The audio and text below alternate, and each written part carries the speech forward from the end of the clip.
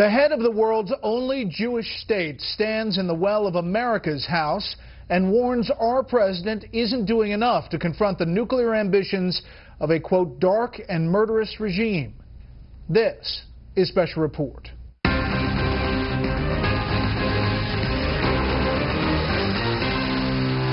Good evening. Welcome to Washington. I'm Brett Baer. Israeli Prime Minister Benjamin Netanyahu made history today, becoming only the second foreign leader to deliver his third address to a joint meeting of the U.S. Congress. Winston Churchill was the first. And the Israeli Prime Minister today seized the occasion to issue a dire warning about the fate of the Jewish people, the stability of the Middle East, and the perils of American diplomacy that he sees as dangerously out of touch with reality.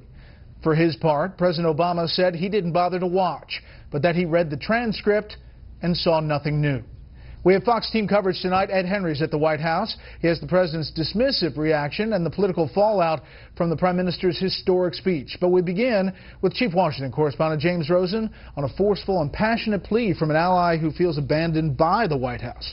Good evening, James. Brett, good evening. Invoking the specter of the Holocaust and warning that the world again stands at a fateful crossroads, Prime Minister Netanyahu urged the Congress to in effect bypass President Obama and assert greater control over the nuclear negotiations with Iran.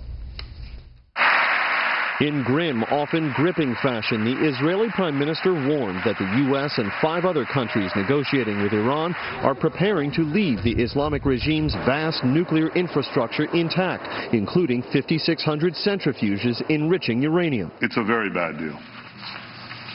We're better off without it. Worse still, Netanyahu said the deal would only last 10 years or so, after which Iran's remaining 15,000 centrifuges could be reactivated. Now, I want you to think about that. The foremost sponsor of global terrorism could be weeks away from having enough enriched uranium for an entire arsenal of nuclear weapons, and this with full international legitimacy. Several dozen Democrats and all members of the Obama administration boycotted the session, but Netanyahu still played to a packed House chamber and a global audience. He portrayed Iran as a formidable regional power, already potent in Gaza, Baghdad, Beirut, Damascus, and Sana'a.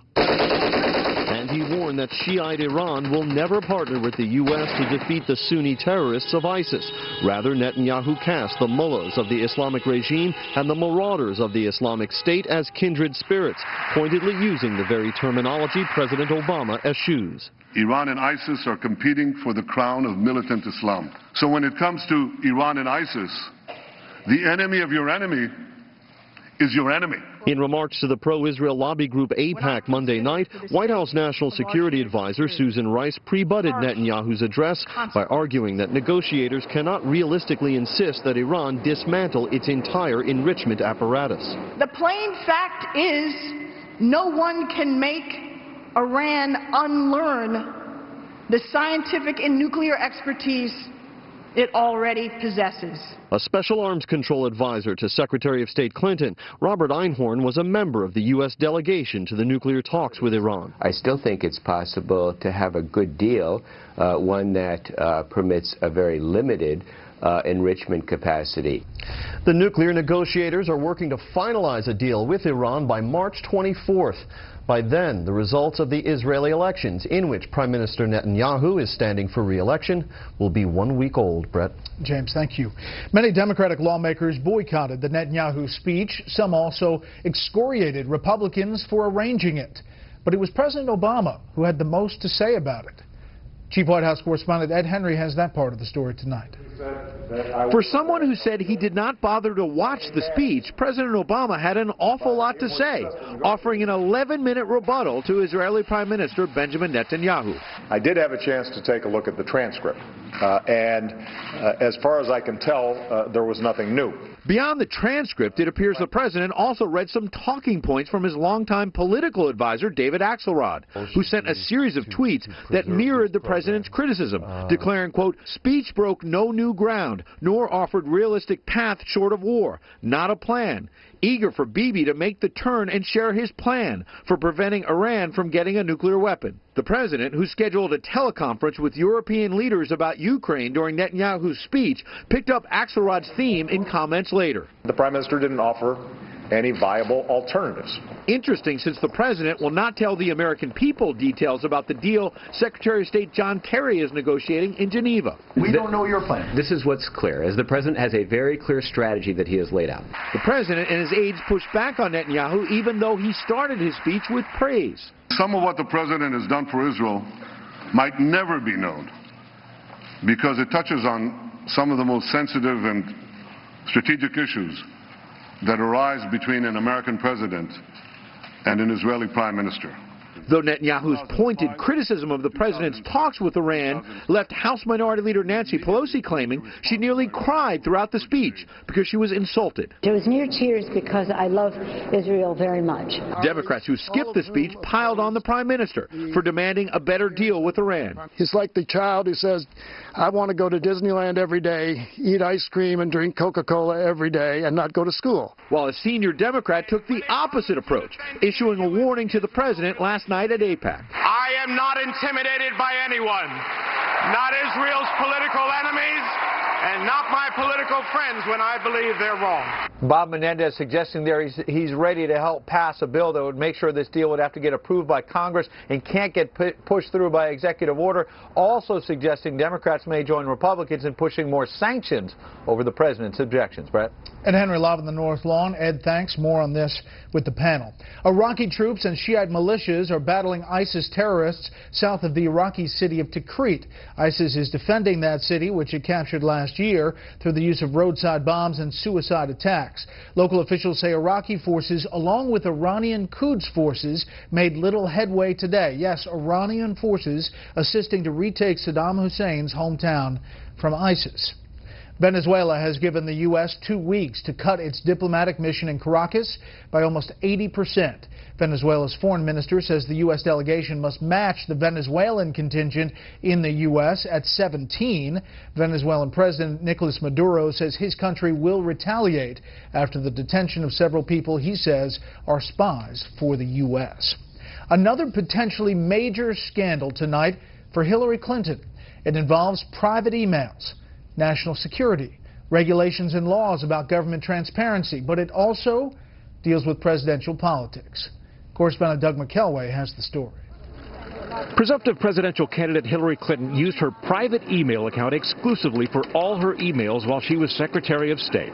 That finding, uncovered by the House Select Committee on Benghazi, may constitute a violation of the Federal Records Act. It leaves the committee guessing about what may be missing. The fact is the State Department cannot certify they have produced all of former Secretary Clinton's emails because they do not have all of former Secretary Clinton's emails, nor do they control access to them. Gowdy's claim is at odds with the State Department's view. The notion that the department didn't have the content of these emails until she turned them over isn't accurate. A vast majority of them were to or from state.gov addresses, or to addressees. So they were obviously retained and captured in that moment. A spokesman for Mrs. Clinton added that because she emailed State Department aides at their own state.gov accounts, she had, quote, every expectation they would be retained. But the New York Times noted Clinton's spokesman declined to answer questions about emails she may have sent to foreign leaders, people in the private sector, or government officials outside the State Department. That omission looms large given unanswered questions about Benghazi and donations to the Clinton Foundation during her tenure, later renamed the Bill, Hillary, and Chelsea Clinton Foundation after she left office. I think this was a mistake, and I think they're going to be digging out from underneath this for a long time. GOP hopefuls who may face her in a 2016 presidential race were quick to pounce. There's a pattern here of non-transparency, I guess, is the real concern for most people. Jeb Bush tweeted, quote, "Transparency matters. Unclassified Hillary Clinton emails should be released." In 2007, the House Oversight Committee investigated the George W. Bush administration for its wide use of emails using a Republican National Committee account. The Bush administration maintained it was designed to avoid violations of the Hatch Act, which forbids political activity by government employees. Clinton confidant John Podesta said at the time, quote, "At the end of the day, it looks like they were trying to avoid the Records Act." If the Select Benghazi Committee subpoenas the emails, Clinton may have forfeited her right to executive privilege because she used that personal email account. We reached out to several cabinet secretaries today to ask if any uses personal email accounts for official correspondence. None who replied to us, and many did, said yes. The Department of Interior's answer was typical of them. Quote, the Secretary does not use a personal email account when conducting official business, nor has she. Brett? Doug, thank you. The career of a man once mentioned as a possible presidential candidate is in further ruins tonight. Chief Intelligence Correspondent Catherine Harrods has the latest development in the downfall of retired General David Petraeus.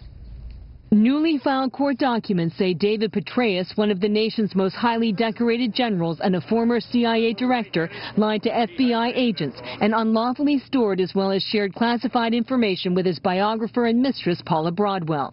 Under the deal, the retired general will plead guilty to a misdemeanor and do 2 years probation and pay a $40,000 fine. The president believes that it was appropriate for General Petraeus to take responsibility for his actions.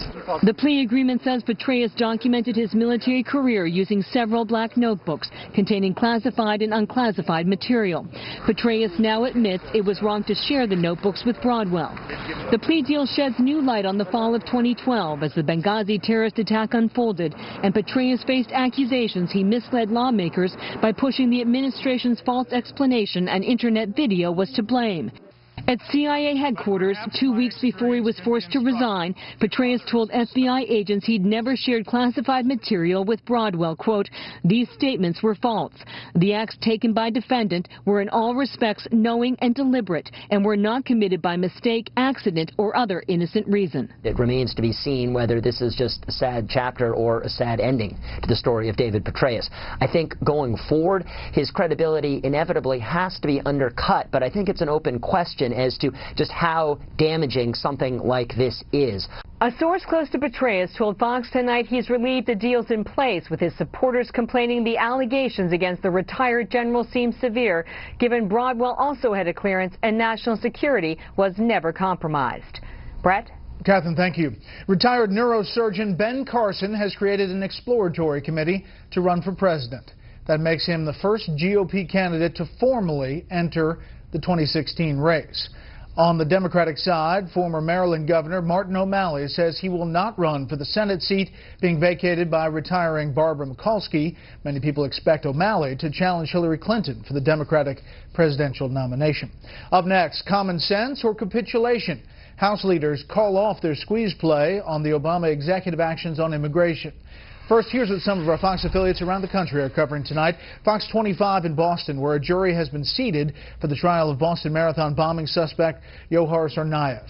Opening statements are given tomorrow. Tsarnaev could get the death penalty for the bombings that left 3 people dead and more than 260 injured. Fox 50 in Raleigh, North Carolina, with the search for millions of dollars worth of gold after 2 security guards were found on Interstate 95 with their hands tied behind their backs. Authorities say the guards report being robbed of 3 barrels of gold by men in a white van. And this is a live look at Los Angeles from our affiliate out there, Fox 11. Big story there tonight. A girls' high school basketball team has been kicked out of the playoffs for a uniform violation. The girls from Narbonne High wore pink lettering for Breast Cancer Awareness Month. The coach and players say they were unaware they needed prior approval to wear a color other than their school colors. That's one to follow. That's tonight's live look outside the Beltway from Special Report. We'll be right back.